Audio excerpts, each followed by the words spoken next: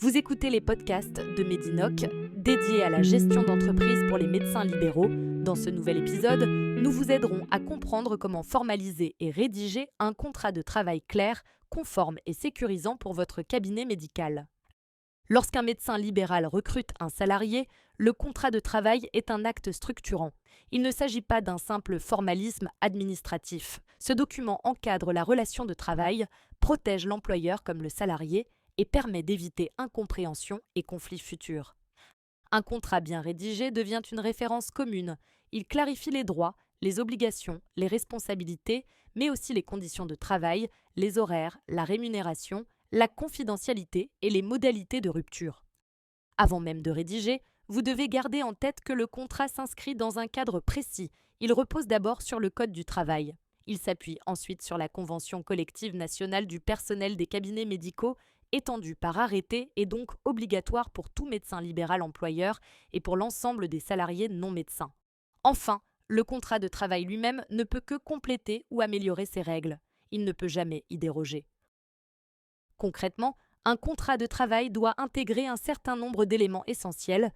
Vous devez d'abord préciser l'identité des parties, c'est-à-dire le nom et l'adresse de l'employeur et du salarié. Vous devez ensuite décrire le poste occupé avec son intitulé, ses fonctions et ses responsabilités principales. Le lieu de travail doit être clairement indiqué ou bien la possibilité de travailler sur plusieurs sites si c'est le cas. La durée du contrat est un point central. Pour un contrat à durée indéterminée, vous indiquez qu'il est conclu sans terme précis. Pour un contrat à durée déterminée, vous précisez les dates de début et de fin, ou à défaut une durée minimale. La période d'essai, si vous en prévoyez une, doit être mentionnée avec sa durée et ses conditions. La rémunération doit être détaillée en incluant le salaire de base, les primes éventuelles, les avantages en nature et la périodicité de versement. Le contrat doit aussi préciser le temps de travail, qu'il soit hebdomadaire ou mensuel, la répartition des horaires et la question des heures supplémentaires. Les droits aux congés payés et aux autres congés doivent être mentionnés. Vous devez faire référence à la convention collective applicable, intégrer les clauses spécifiques utiles comme la confidentialité ou la non-concurrence et indiquer les organismes de retraite complémentaire et de prévoyance.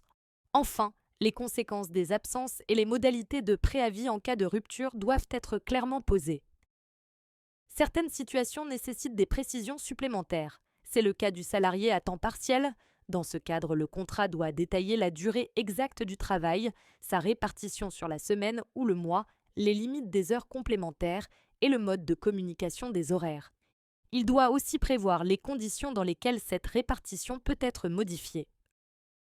Le contrat à durée déterminée, appelé CDD, obéit également à des règles spécifiques. Vous devez obligatoirement préciser le motif de recours, comme un remplacement ou un accroissement temporaire d'activité.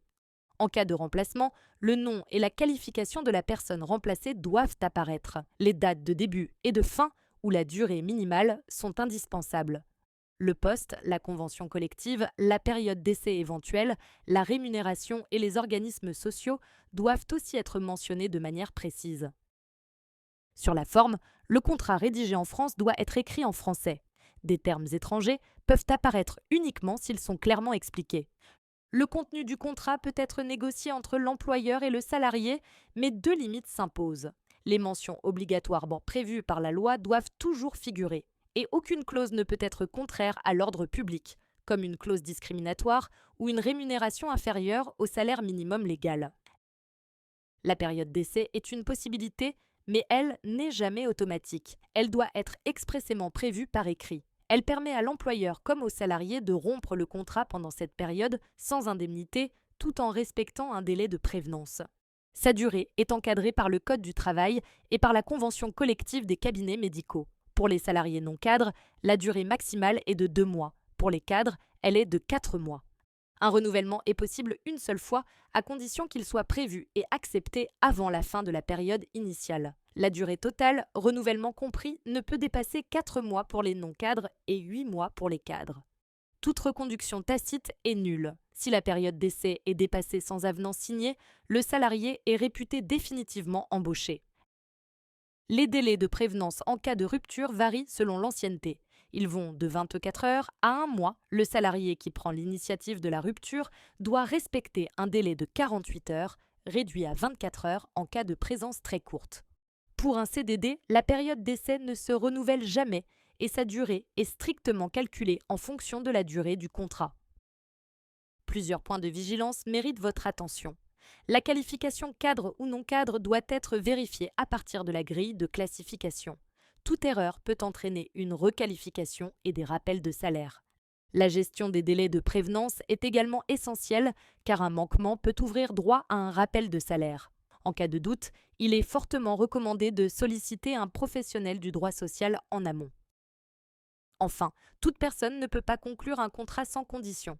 Côté employeur, il peut s'agir d'une personne physique ou morale à condition d'avoir le pouvoir d'engager la structure. Côté salarié, certaines restrictions existent pour les majeurs sous tutelle et pour les mineurs. L'emploi des moins de 16 ans est en principe interdit et le travail des mineurs impose des autorisations écrites spécifiques et des règles renforcées de protection. Pour conclure, retenez l'essentiel.